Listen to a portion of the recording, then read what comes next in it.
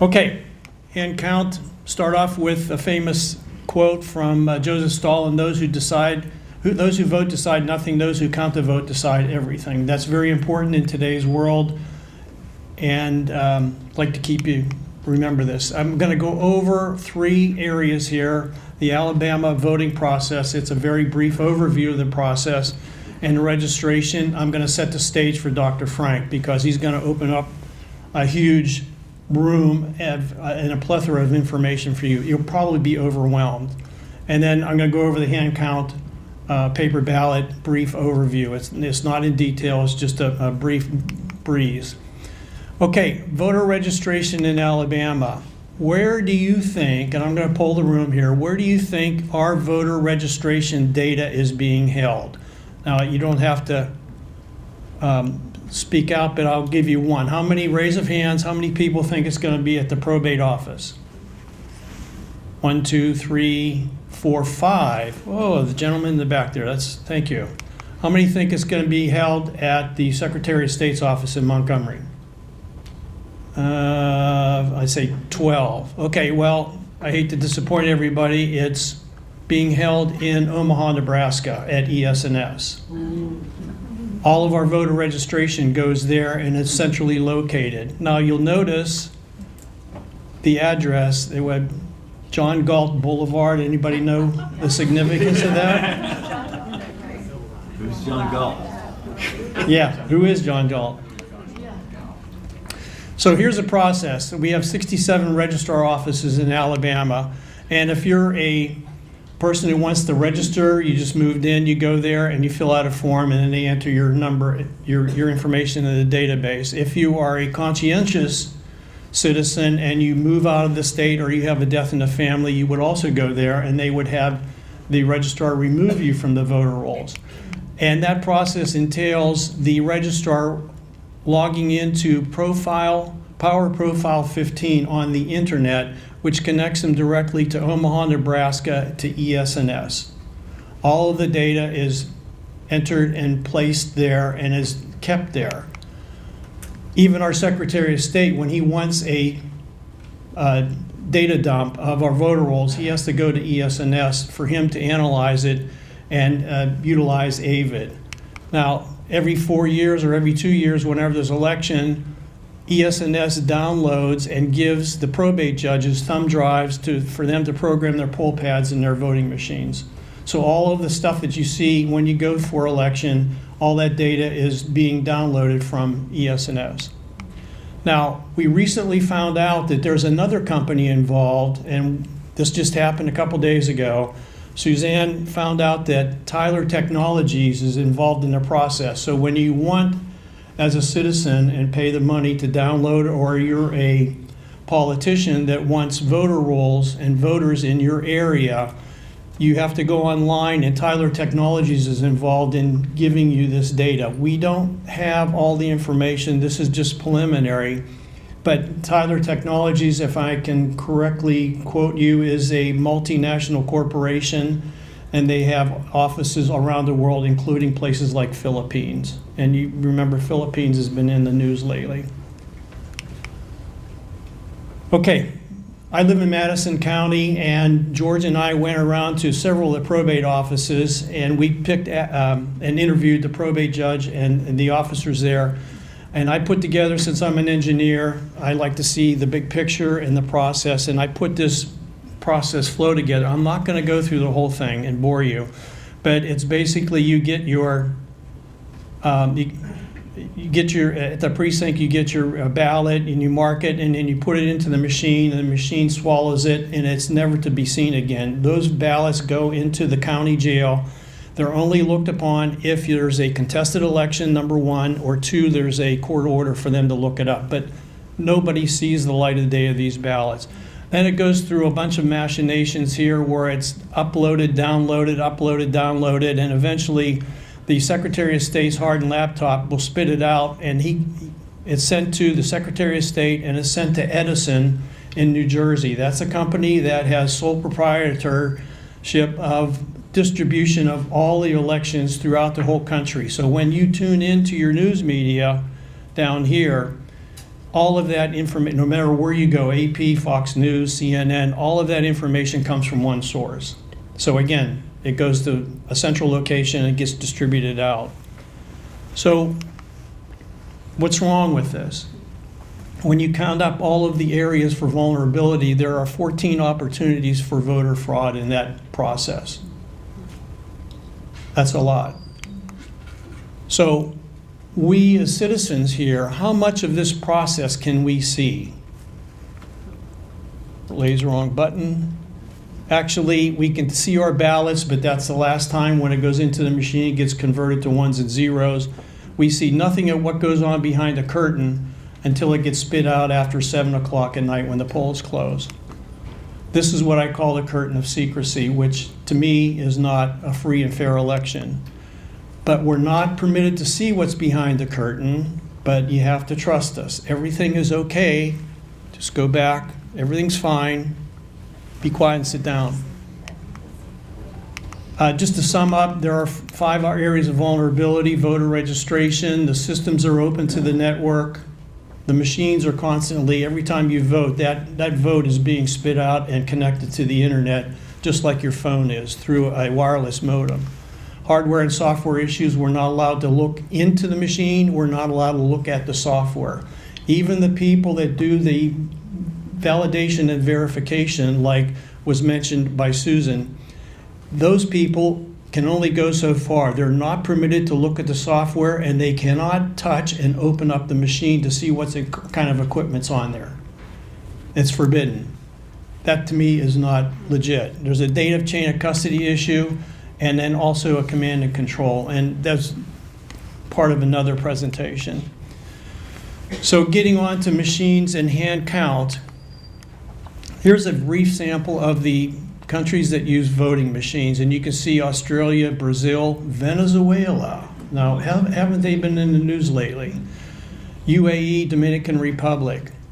And then here are the countries that use paper ballots. Almost all of the European countries do. Most recently, Taiwan and Argentina. Argentina's been in the news because they've got rid of their voting machines. They did hand count paper ballots, and they ended up with melee. Same thing with Taiwan. It was the first time that they used paper ballots in their country, and they had a decent election. What do these countries know that we refuse to accept and learn? Now, I think maybe it was Suzanne or somebody, we were in a meeting with our Madison County probate judge, and he was asked in a public forum about hand count paper ballots. And his response was, he threw his hands up, got very emotional. He says, "You think it takes a long time to get the results from the voting machines? You're looking at weeks to get it if you want to do hand counting." His actual answer. Well, there's something wrong with that, because either Judge, I don't want to say his name, the probate judge in Madison County either is extremely misinformed or he's hiding something from us, because you look at the Netherlands, they do hand count paper ballots, 13 million people, and they get the results in 1 to 2 hours. Next country, Argentina, I mentioned 27 million people, and they get their ballots counted in 4 hours. France, 49 million, if you round up, and that's 1 to 2 hours. In Germany, they have 60 million people, and they get it in 1 to 2 hours. We in Alabama are 3.7 million people. Now, are we that dumb we can't count? This is, to me, an insult. We have 1/20th of what they have in Germany, and we can do this as far as hand count's concerned. I got, in some of my previous presentations, I got some criticism saying that, Bob, you don't know what you're talking about, because in Germany they have a ballot with only 2 options. That is true. For their Bundestag, which is our equivalent of the House of Representatives, they have 2 what they call voices. They have a person they vote for and a party. You can see that on the right-hand side here. But they also have other ballots for local elections, and you can see a sample of the German ballot here. So it's not just two picks. Here's an example from Argentina. Here's an example from France. and then there's one from Netherlands. These aren't simple ballots. So that's to be more informed on how they count their ballots, which is sometimes very complicated. Now, what Joe pointed out so effectively some time ago in September was that there's a coming storm here. And let's pretend that they're out of the Gulf of America, there is a hurricane that's going to approach the southern coast of Alabama. You have basically two choices. You can be proactive and prepare, or you can be reactive and you deal with the consequences. And some of those specifics are you can run away, which a lot of people leave the area. You can do nothing and then suffer the consequences like they did in the west coast of Florida some time ago. It was last year, I believe. And then you can prepare and shelter in place. Now, Trump has a coming storm, and it's the 2026 midterm elections. If he loses the House, all of his legislation will be blocked by the Democrats. There's going to be impeachment 2.0, and it's going to come back with a vengeance. And then ultimately, we as citizens lose. He's preparing for the storm, and we think that it's Venezuela, and he's saying that he wants to eliminate the drug cartels and get rid of the Maduro regime, who, by the way, was elected through cheating in his machines in that country 2 times, I believe. We think that there's going to be evidence obtained after he removes him. He's going to get some information on the Smartmatic software and the Dominion voting machines. Now, I don't know if you know this or not, but he was the one with some software engineers developed Smartmatic software, loaded it onto some gambling machines, and that's what they used for their first vote that he won illegitimately. And that program, the software, was then expanded. It came to the United States in a company called Smartmatic in Boca Raton, and eventually ended up on the Dominion voting machines. There are 2 sets of voting machines that are used in the United States, ES&S and Dominion. I don't remember the numbers, but it's about half and half. All of the software on Dominion is loaded with Smartmatic software. And oh, by the way, each and every one of the swing states in the United States has Dominion machines with those Smartmatic software on there. So that kind of tells you, if you want to control the elections, swing states are where you go, and that's how they swung the election. Possible scenario is that the table is set for Trump to confirm with evidence that there's voter fraud and foreign interference in the 2020 election. By gathering that information, he's going to be able to come to the public and say, look, here's the information. I actually won the 2020 election. The election was a fraud. And we think as a result of that, he's going to declare possible, we don't know, we're just guessing, possible declare a national emergency, decertify the voting machines, and then force hand count paper ballots. Let's say that this happens this month. Is Alabama ready? Do we have infrastructure, people trained, processes in place, the laws already written for us to make that happen? And the answer is obviously no. So that's why we're going around and trying to prepare and educate people and get them trained, at least that if it gets instituted, it's not going to be hitting a brick wall. Now, I'm going to end the presentation. I'm going to go through the hand count paper ballot process briefly. Nothing is different when you check in. You go in there, show your identification, they give you a ballot, and then you walk over to your voting booth and you mark your ballots. Very simple. The marked ballots, instead of going into the machine, they go into a locked ballot box. After the ballots have been collected, let's say about 100, the poll worker will take that box and switch them out and take it over to a counting table that has 2 sets of judges. On the left-hand side, you have the counting judges, and on the right-hand side, you have the recording judges. Ideally, there's a Democrat and a Republican on both sides of the table to make it fair. And then the ballots are taken out one by one. The counting judges call out the office, they call out the name, and they call out a number because all of the ballot choices on there have a number. Those numbers are then recorded by the recording judges over here, and it's very much like a bingo card where you take a wide marker and you just dab a mark for 1, dab a mark 2, 3, 4, 5, etc.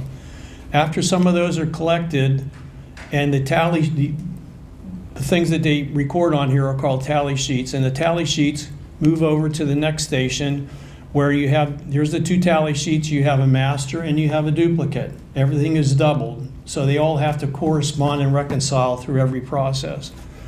Those numbers are transferred over, let me go back. Those numbers are transferred over to a batch summary sheet where you just take these numbers and then enter them on a line across here on both sets. And then throughout the day, these numbers are transferred onto the polling place results. These are the total tallies for that particular precinct. When the polls close, the totals down here at the bottom, and you just add them up, and you add them up twice to make sure they all are the same and there's no mistakes. Those numbers go on a statement of return along, and the ballots come along with that in that process. And then both sets of data are sealed up in 2 separate packages, and those packages are hand delivered, one by a Republican courier, one by a Democrat courier, and they go to the county courthouse. Simple. It's open to the public. Everybody sees what's going on. There's nothing behind the curtain. They also can be videotaped. They can set up cameras in there, and you could probably log on to a website and watch the whole process, so there is no cheating. Another criticism that comes up is that it's going to cost too much. So I did some research, being the anal retentive engineer that I am. I talked to Linda Rance in Osage County, and then there are 4 probate offices we talked to, Madison, Limestone, Colbert, and Coffee County. Got the data for their costs for elections through a 4-year cycle, primary runoff, and a general election. And you can see the costs here. Osage County, these are real numbers, $6.21 because they had machines, they went to hand count, it cost them $1.75 a ballot. Quite a difference. And then the probate judge's office gave me these numbers here. I did the math. I took how many people voted at that precinct, at that election, did a simple division, and came up with a calculated number of 215 to 210, 197 right there. But pay attention to the bottom here. If you average these numbers, it's 199, and for the machines, it's 1149. Okay, so Bob, you're full of crap. I don't believe you. You've made mistakes. You're biased, etc., whatever. So I get on an airplane last month and I go over to Germany, and my cousin made arrangements for me to meet with 2 officials. One from the city of Hanau and one from their state of Hesse. They have states just like we do. And we went to the Capitol and interviewed the election officials. And this is the numbers that they gave me. You'll notice here is 219 a ballot and 163 a ballot. Those numbers correspond very nicely with that.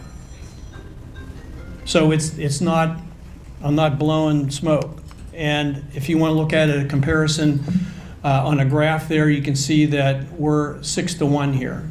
Now, even if I was on a drunken stupor and I hit divide instead of multiply, and let's say I was off by 2 to 1, it's still half as expensive. Now, when you add up the total cost for a 4-year election cycle, we in Alabama can save $78 million by going to hand count paper ballots, and we get rid of the machines. That's a significant number.